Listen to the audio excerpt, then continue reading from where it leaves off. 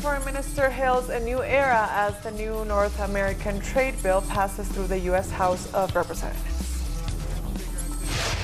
Thousands of migrants expect to spend the holidays on the U.S.-Mexico border. They are waiting for response to And the European Court of Justice deals a blow to Spain, ruling that Oriol Junqueras has immunity as an elected member of the European Parliament. Hello and welcome to Telesur English. I am Stefania Bravo. This is from the South. A new North American trade deal has passed through the United States House of Representatives. The United States-Mexico-Canada USMCA agreement received 385 votes to 41. A number of changes were made to the original text before House Democrats would ratify the deal agreed by President Donald Trump in 2018. The agreement replaces the North American Free Trade Agreement, supposedly with a greater focus on workers' rights. The Mexican Foreign Minister Marcelo Ebrard hailed the bill's passage and said on Twitter that it marks a new era of investment and growth for Mexico. He said it was good news, adding that the phase of uncertainty is over. Today marks 1 month since a massacre took place in a military operation in the Bolivian city of El Alto. The People's Ombudsman confirmed the death of 10 people and dozens upon dozens of injuries from that day as the military attacked from a helicopter and from the ground to clear blockades which have been set up to prevent the transport of fuel around the perimeter of the YPFB gas distribution plant. The government's response has largely been condemned as a cover-up. Families of victims, survivors, and other residents continue to seek justice and reject the coup carried out by the country's right wing against the legitimate president Evo Morales and his government. They have come to kill our brothers and sisters. But why must they kill us? Our brothers and sisters are not animals. That's why we as federations and 20 provinces are upset, because our people have been killed. We don't have weapons or anything, and so we don't have arms or anything. We're in a peaceful struggle. They've killed us like animals, and now how many people have been killed? More than 30. And also there are missing people. There are still people missing whose families are looking for them. Earlier, we spoke with journalist Oliver Vargas, who is reporting in the Chapare region of Cochabamba, Bolivia. We asked them about upcoming elections and who might represent Evo Morales' movements towards Socialism Party. Here in the Tropical, Andrónico Rodriguez, the 30-year-old union leader, is absolutely the favorite. I think nationally, the names that have been coming up is David Choquehuanca, who's the current secretary of ALBA. Before that, he was the longest-serving foreign minister. Another name is Luis Arce, who was the economy minister under Evo throughout Evo's entire period. And he's the one who's many considered to be the brains behind the Bolivian economic model that brought a huge amount of development over the past 14 years, brought a 50% reduction in poverty through the nationalization of strategic industries. So these are some of the names that are coming up. In La Paz, the main indigenous organizations held a congress at which they formally nominated David Choquehuanca.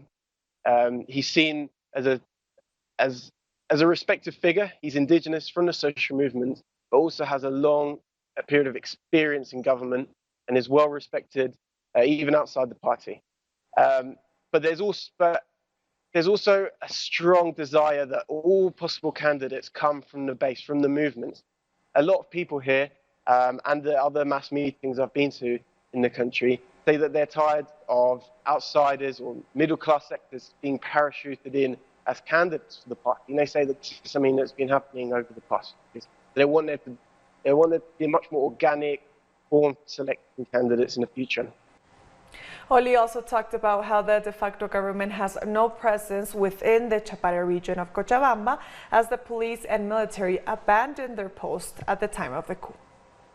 This region, the Tropical, is about 12,000 square kilometers. Here, the unions, the campesino unions, are very, very strong, and they have expelled the police. In fact, the police actually left themselves as the coup was taking place. They fled out of the region. They knew that the resistance to the coup would be too stiff, too much to contain, and they actually left. And since then, the community has said that they don't want the police to come back, that they are organizing themselves. The unions are running, have organized what they call union police. This is sort of community forms of policing. And everyone I've spoken to said that things are better now without the police. The things are safer, that the police often abuse their power when they were in this region. And now there's a sense of freedom that people are organizing their own communities. But it's also very politically important because it means that the state essentially has no control. The coup hasn't been able to rule over this area. And it's quite a strategically important area. Firstly, because it's Evo Morales' stronghold. If the state can't get into here to begin persecution, then Evo Morales' strongest base is free to carry on organizing as they have been. It's also important because it connects the cities of Santa Cruz and Cochabamba. That means that if protests begin, people block roads, then all movement of goods between two of the most important cities in the country is then blocked off. So the government is very keen to re-enter this region. Moving on, the Cuban president has welcomed what he called the resounding defeat of the United States and Luis Almagro at the Organization of American States by the Caribbean. Miguel Díaz-Canel referred to the passing on Wednesday of a motion on Bolivia presented by CARICOM. The resolution called for the rejection of violence and full respect for indigenous rights in Bolivia. The representative of the de facto government in Bolivia tried to amend the resolution, but that was rejected. The original motion was then adopted with 18 votes in favor. The government has pledged $2 million towards flood relief in parts of South and Central Trinidad, hardest hit by severe weather earlier this month. Security forces have also been deployed to distribute mattresses to those in need. The initial sum is supposed to be for food supplies before an assessment is carried out. Heavy rainfall inundated parts of the Caribbean island, marooning some residents and forcing others to wade through high waters for shelter. Some roads remain blocked in French Saint Martin after protests erupted over the government's proposed Natural Risk Prevention Plan, PPRN. Gendarmes dressed in riot gear fired tear gas at demonstrators on Thursday. The PPRN regulates land use according to the natural risk to which it is exposed. This regulation ranges from the prohibition of building to the possibility of building under certain conditions. However, citizens want it scrapped as it ignores the social and economic effects that would see people made homeless and some areas being deemed uninhabitable. We'll be right back. Stay with us.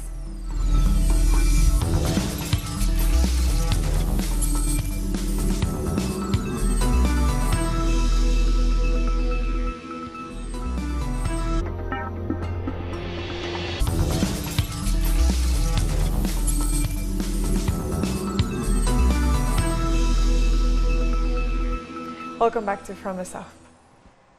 19 years ago, the General Assembly of the United Nations declared December 18th the International Day of the Migrant.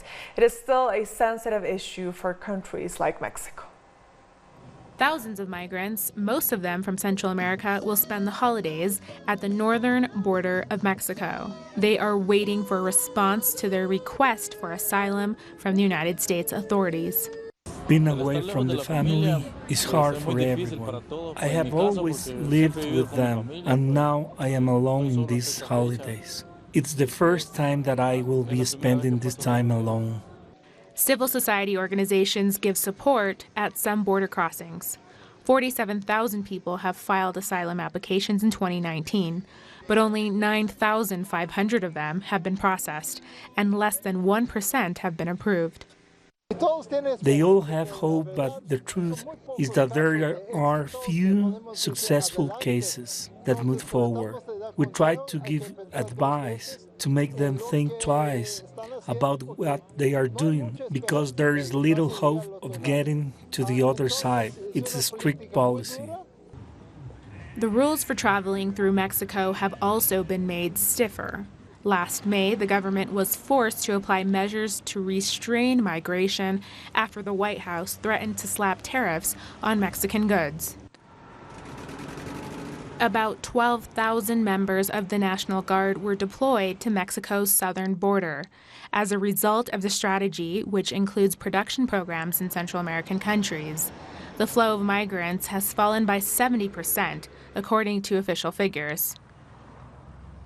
Mexico, for a long time, at least 3 decades, has been a country with a high number of migrants in transit. We calculate that in the last few years, almost 400,000 people have crossed the country. What has happened in the last year and a half is that it has become much more visible because of the caravans and the way the government has portrayed it. In addition to receiving those who flee from poverty and violence in countries like Honduras, El Salvador, and Guatemala, Mexico has also received Mexicans like Ebrard, who after 20 years of living in the United States was deported. That day, I was with my children, and it was very hard to see the Migration Service entering my house because they didn't ask. They came in with a gun. Actions like those he describes have become more frequent under the Trump administration, which in 9 months has sent back to Mexico more than 176,000 people, while the president still insists on building a wall. In Argentina, a debate is taking place in the lower house of Congress on a key bill from the new government aimed at tackling the economic and social crisis. Edgardo Esteban has the details.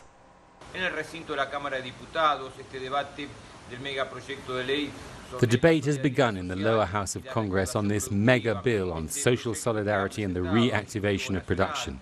This is the bill that has been presented by the new government and particularly by the economy minister Martin Guzman as part of President Alberto Fernandez's promise to reboot the Argentinian economy, giving priority to the most vulnerable, those sectors that have suffered the economic crisis caused by the government of Mauricio Macri.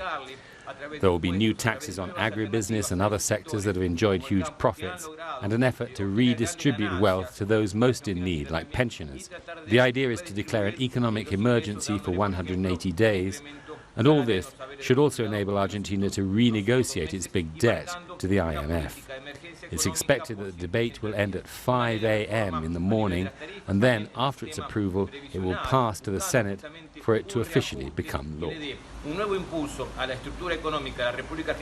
Exactly 2 months since the uprising began in Chile, the police have again repressed protests in Santiago. They fired tear gas and used water cannon against small groups of demonstrators who were protesting against the serious eye injuries caused by police violence. After 8 hours of debate, the Chilean lower house this Wednesday approved a bill to hold a referendum in April on drawing up a new constitution. But many protesters say this will not be the independent Constituent Assembly they have been demanding. The city of Valparaíso, Chile has little activity despite the holiday season as protests continue across the country against the neoliberal regime. Some commercial premises remain covered with metal panels. There are also remnants of burnt vehicles and debris from fiery protests. Demonstrations have been ongoing for almost 2 months now. On October 18th, students protested in the capital, Santiago, against a metro fare hike, but their violent repression by riot police sparked a broader protest against the country's political and economic model. Things are bad. There is almost no trade. I'm now catching up a bit because the holidays are coming, but nothing to compare with what we used to sell before. People are scared and don't go out in the evenings. This had life. This was full of people. You would crash into people on these specific Christmas dates. Now it is sadness, grief, anguish. Old as I am, I will not be able to see my Valparaíso vivid again. The Nicaraguan government says it has concluded its mission to deliver Christmas toys all over the country, a social campaign that seeks to support families and give joy to millions of children. This is the Melania Morales Center. It's one of 25 public schools for special children in the country. Parents await patiently with their kids for their turn to get a toy. This has been happening since the Christmas of 2007. With these toys, we're reaching right into the rural zones of the country and the cities too. The toys are being delivered by horses, carts, donkeys, boats, whatever way is necessary to reach all the children.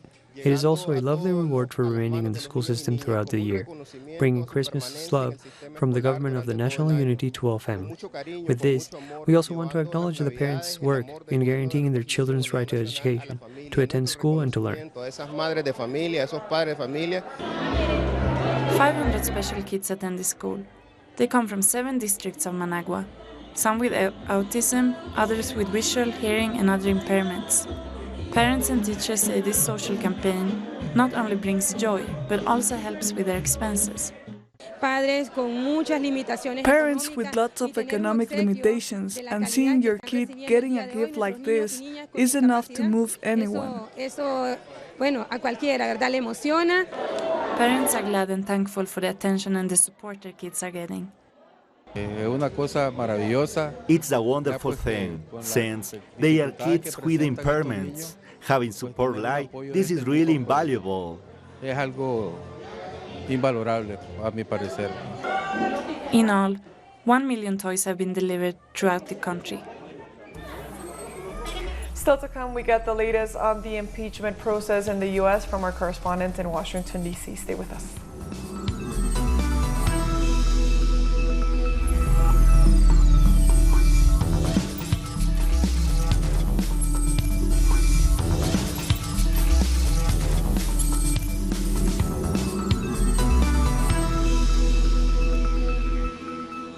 Welcome back to From the South.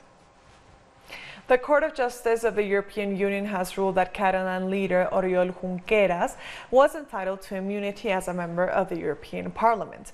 The former deputy leader of Catalonia was jailed by the Spanish Supreme Court in October and sentenced to 13 years for sedition and misuse of public funds for his role in the independence referendum, which was held in late 2017. The major blow to Spain and possible boost to the Catalan independence movement is accompanied by calls to free the leader and other political prisoners. L'Oriol ha de ser alliberat immediatament. Oriol Junqueras should be released immediately. The malpractice of Spanish justice during the process and the conviction of Catalan leaders have to be investigated. The process is loaded with irregularities and violations of fundamental rights. The sentence should be annulled immediately. A Spanish court has also given its sentence against the current Catalan president, Quim Torra, found guilty of disobedience. The court banned him from holding office for 18 months after he refused to remove pro-independence symbols from public buildings during an election campaign. But Torra says the sentence has no validity and he won't obey it. I will not be affected by the decisions of a politically motivated court because only the Catalan parliament can do it. I request the annulment of the judgment which was rendered by the Supreme Court, as well as the immediate release of all political prisoners, the free return of exiles, and the suspension of proceedings against pro-independence leaders. Our correspondent Joan Ortiz has more from Barcelona. The Court of Justice of the European Union ruled that Oriol Junqueras enjoyed parliamentary immunity from the moment he was elected a member of the European Parliament, meaning that the Spanish justice system should have let him travel to Strasbourg in order for him to occupy his seat. The Spanish justice system will now have to review the sentence against Junqueras in order to comply with that decision made by the top court of the European Union. The President of the European Parliament, David Sassoli, has urged the Spanish judicial authorities to comply with this decision. This could also influence the case against Carles Puigdemont, who was also elected as a member of Parliament, meaning that he should also enjoy parliamentary immunity since the time he was elected. The other big news here in Spain is that the Spanish judicial system has published the sentence in the trial of Quim Torra. He will be disqualified for 18 months. Torra has rejected the sentence and said he will not comply with it. Let us recall that Quim Torra was brought to trial because he refused to move a placard that asked for the freedom of the political prisoners in Catalonia. That motivated a trial against him for disobedience. Indian police have violently repressed and arrested protesters who defied a ban on assembly in cities across the country. Millions are outraged over a citizenship law seen as discriminatory against Muslims.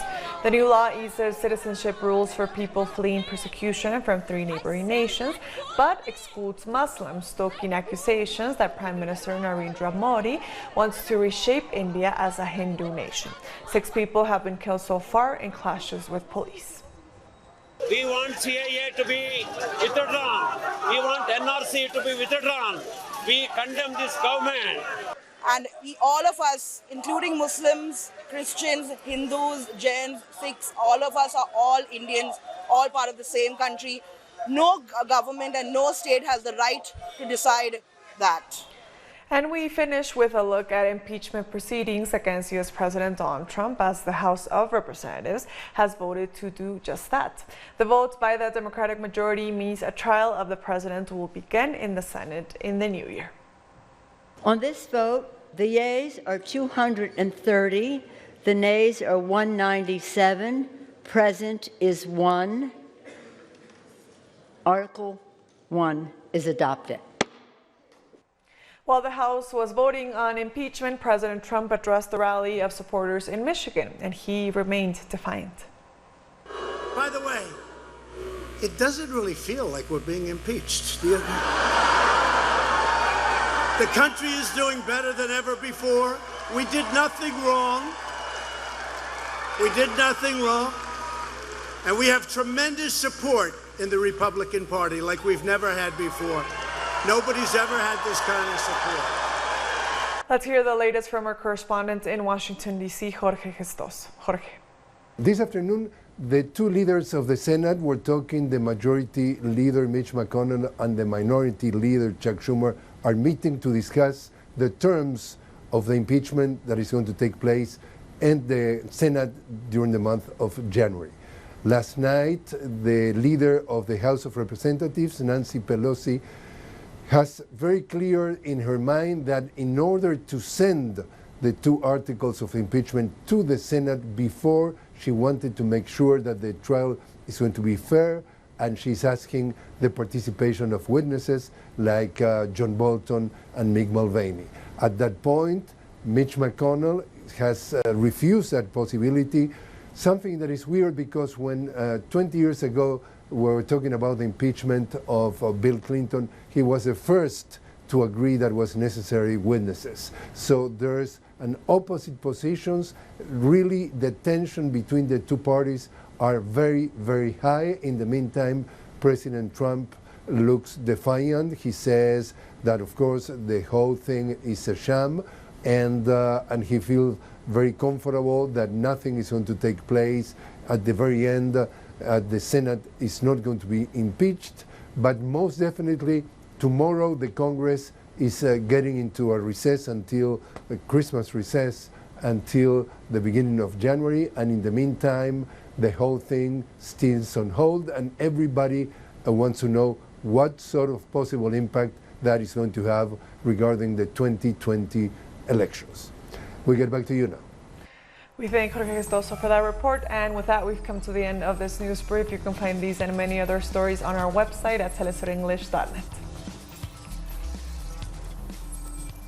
And also join us on social media. We are on Facebook, on Twitter, and on Instagram. For Telesur English, I am Estefania Bravo. Until next time.